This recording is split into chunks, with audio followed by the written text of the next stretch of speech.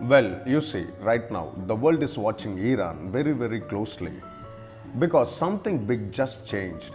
A few weeks ago, the United States and Israel launched major strikes on Iran, and report says even Iran's top leader was killed. Now think about this, when a country loses its top leaders, it doesn't just sit quietly, it reacts. And the big question today is, will Iran react with terrorism instead of direct war? Well, let's break this down in a simple way. You see, Iran is not like other countries. For the last 40 years, Iran has followed a very special strategy.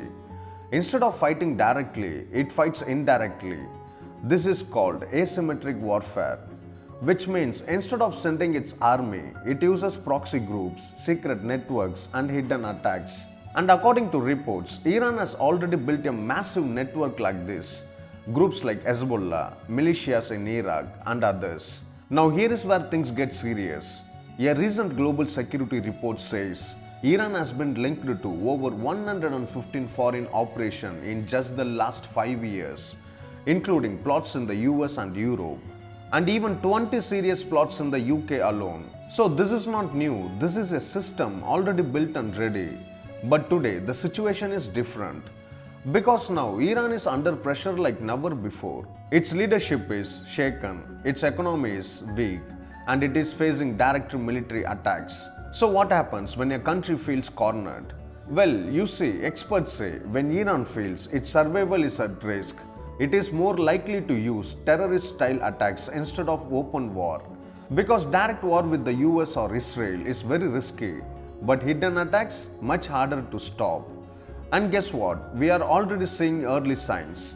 There are warnings from intelligence agencies that sleeper cells may be activated, lone attackers may act in revenge, and soft targets like embassies or public places could be targeted. In fact, there are already incidents being investigated as possible revenge attacks, which shows this is not just theory anymore. But wait, it gets even more dangerous. Because this is not only about Iran, there is a second risk, a very big one. Terror groups like ISIS may rise again. Why? Because when war happens, security becomes weak, and when security becomes weak, terror groups grow. Right now, reports say around 15,000 to 20,000 ISIS-linked people escaped from a camp in 2026.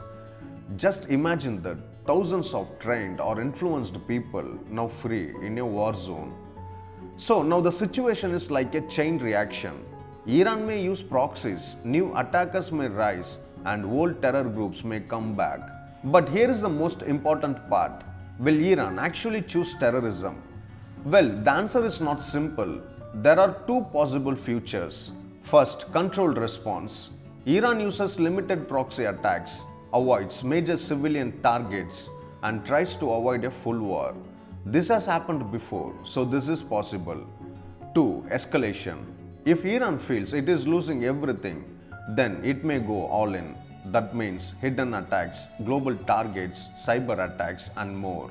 And if that happens, this conflict will not stay in the Middle East. It could spread globally. So what should we understand from all this? Well, this is no longer just a war of missiles. This is becoming a war of shadows. A war where you don't see the enemy until it's too late. And the truth is, the world is entering a very dangerous phase. Because when countries stop fighting directly, they start fighting secretly. So now I want to ask you, do you think Iran will stay controlled or go for full revenge?